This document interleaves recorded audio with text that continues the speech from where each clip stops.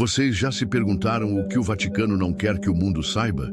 Em 1974, nos subterrâneos de uma igreja esquecida na Itália, algo aconteceu. Algo tão sombrio, tão proibido, que até hoje os arquivos secretos do Vaticano mantêm esse caso sob sigilo absoluto. Eles dizem que foi um exorcismo, mas não como os que você já ouviu falar. Este foi diferente. Este foi amaldiçoado. Antes de mergulharmos nessa história que vai fazer você questionar tudo, deixe seu like agora e se inscreva no canal com o sininho ativado. Porque, acredite, você vai querer companhia depois de ouvir isso. Era uma noite fria de novembro, em uma vila isolada nos arredores de Siena, Itália. O vento uivava pelas ruelas de pedra, carregando o cheiro de mofo e incenso velho. Na pequena igreja de Santa Croce, o padre Lorenzo, um homem de 62 anos, conhecido por sua fé inabalável, recebeu uma carta que mudaria sua vida para sempre. A carta, sem remetente, continha apenas uma frase escrita em latim: "Venha à Capela do Silêncio. Ela está esperando." Lorenzo não sabia quem era ela, mas algo naquela caligrafia trêmula o fez estremecer. Ele sentiu, como ele mesmo escreveu em seu diário, um vazio que não explica, como se o próprio ar estivesse me observando. A Capela do Silêncio não era um lugar comum. Construída no século XVII, ela havia sido selada pelo Vaticano décadas antes, após rumores de rituais estranhos realizados em seus porões. Diziam que o local era um ponto de encontro para uma ordem secreta de exorcistas, homens que lidavam com casos que nem mesmo a igreja queria reconhecer. Lorenzo, apesar de hesitar, foi até lá. Ele não podia ignorar o chamado. Ao chegar, encontrou a capela trancada, mas a porta rangeu sozinha, como se o estivesse esperando. No altar, uma figura encapuzada o aguardava. Uma mulher, jovem, com olhos que pareciam não piscar. Ela não falou. Apenas apontou para uma escada que descia aos subterrâneos. Nos subterrâneos, Lorenzo encontrou algo que o fez questionar sua própria sanidade. Havia uma câmara circular, com correntes penduradas nas paredes e um altar de pedra no centro. Sobre o altar, uma garota de não mais que 16 anos amarrada, com a pele pálida como cera. Seus olhos estavam abertos, mas vazios. Ao lado dela, a figura encapuzada sussurrou: "Ela não é mais humana." Lorenzo, tremendo, começou o ritual de exorcismo, mas algo estava errado. As palavras sagradas que ele recitava há décadas pareciam enfraquecidas. A garota começou a rir, um som que não era dela, um som que parecia vir de muitos lugares ao mesmo tempo. A citação que Lorenzo anotou em seu diário veio de um texto antigo, proibido pela igreja. "O mal não reside na carne, mas no silêncio entre as palavras." Ele sentiu isso naquela noite. Cada palavra que ele pronunciava parecia ser engolida por um vazio. A temperatura no porão caiu. Objetos começaram a se mover sozinhos. Um crucifixo caiu do altar. Uma vela apagou sem motivo. E então a garota falou. Não em italiano, não em latim, mas em uma língua que Lorenzo nunca ouvira. Ela disse: "Você não deveria estar aqui. Eles sabem." Quem eram eles? Lorenzo não teve tempo de perguntar. No meio do ritual, a figura encapuzada desapareceu. Lorenzo estava sozinho com a garota, ou o que quer que ela fosse. Ele continuou, mas cada tentativa de invocar o nome de Deus parecia enfraquecê-lo. Ele escreveu: "Era como se Deus tivesse virado as costas para aquele lugar." Se você está sentindo um arrepio agora, não se preocupe. Eu também senti quando li isso. A propósito, se você está gostando dessa história, não esqueça de deixar seu like e se inscrever no canal. Vamos precisar de coragem para continuar. O que Lorenzo não sabia era que aquele exorcismo não era autorizado. Na verdade, ele havia sido atraído para a Capela do Silêncio por uma ordem secreta dentro do próprio Vaticano, conhecida apenas como os Silenciosos. Essa ordem, segundo relatos que vazaram anos depois, lidava com casos que a Igreja considerava intratáveis. Demônios que não podiam ser expulsos, almas que não podiam ser salvas. A garota, chamada apenas de Maria nos arquivos, não era uma vítima qualquer. Ela era filha de um cardeal importante e sua possessão não era apenas espiritual. Havia algo físico. Testemunhas que falaram sob anonimato disseram que a pele dela mudava, como se algo estivesse se movendo sob ela. Lorenzo, desesperado, tentou abandonar o ritual, mas as portas da câmara estavam trancadas. Ele ouviu vozes, não da garota, mas das paredes. Eram vozes de crianças, de homens, de mulheres, todas falando ao mesmo tempo. Você abriu a porta, agora eles vêm. Ele olhou para Maria e viu algo que nunca descreveu em detalhes. Apenas escreveu: eu vi o que não deveria ser visto. Naquela noite, Lorenzo desapareceu.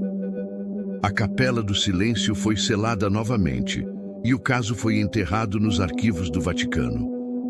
Mas há rumores de que Maria nunca saiu de lá. Décadas antes do incidente de 1974, a Capela do Silêncio já era temida. Registros de Siena, encontrados em arquivos paroquiais, falam de um grupo de monges que no século XVIII usava o local para experimentos proibidos. Eles acreditavam que certos demônios não podiam ser expulsos, mas controlados.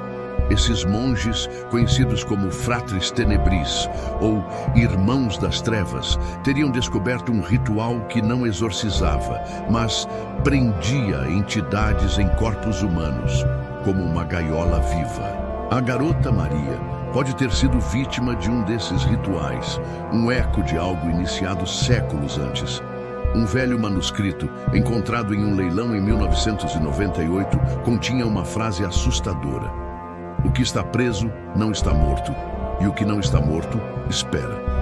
Lorenzo, sem saber, pode ter reacendido algo que os Fratres Tenebris tentaram selar. Os moradores de Siena ainda evitam passar pela capela à noite, dizendo que sentem um peso no peito, como se algo os observasse das sombras. Em 1985, um padre novato enviado para catalogar relíquias na região encontrou um gravador escondido em um armário da sacristia de Santa Croce. A fita continha uma gravação de Lorenzo, feita horas antes de seu desaparecimento. Sua voz estava trêmula, entrecortada. Eles não são demônios, são algo pior. Eles sabem meu nome. A gravação terminava com um som que o padre descreveu como um grito que não era humano, mas também não era animal. O mais perturbador, a fita tinha marcas de dedos, como se alguém a tivesse segurado com força. Mas as impressões não pertenciam a Lorenzo. O padre que encontrou a fita nunca mais voltou à vila. Ele pediu transferência e, anos depois, confessou a um amigo que ainda sonhava com vozes, chamando seu nome nas noites de novembro. Moradores de Siena relatam, desde os anos 70, fenômenos estranhos perto da Capela do Silêncio. Luzes que piscam sem fonte, passos que ecoam sem dono e um cheiro de enxofre que surge do nada. Em 2003, um grupo de adolescentes invadiu a capela em busca de aventura. Apenas 2 voltaram. Eles contaram à polícia que viram uma figura no porão, uma sombra que parecia se desfazer e se formar de novo. O terceiro adolescente foi encontrado dias depois, vagando pela floresta, murmurando em uma língua desconhecida. Ele nunca recuperou a sanidade. Os médicos disseram que ele repetia uma frase sem parar. A porta não fecha. A polícia selou a entrada da capela novamente, mas os selos são frequentemente encontrados quebrados, sem sinal de arrombamento. Em 2010, um hacker anônimo vazou documentos supostamente roubados do Vaticano. Entre eles, havia um relatório parcial sobre a Capela do Silêncio.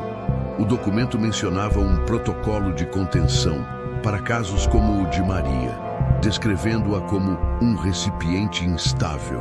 O relatório sugeria que o ritual de Lorenzo não falhou por acaso, mas porque a entidade dentro de Maria era algo que o Vaticano já conhecia e temia. O documento terminava com uma ordem: ninguém deve entrar na Câmara. O selo deve ser mantido. Mas o hacker afirmou em um fórum que encontrou evidências de que o Vaticano ainda monitora a capela, enviando equipes secretas a cada poucos anos. Por quê? O que eles estão tentando conter?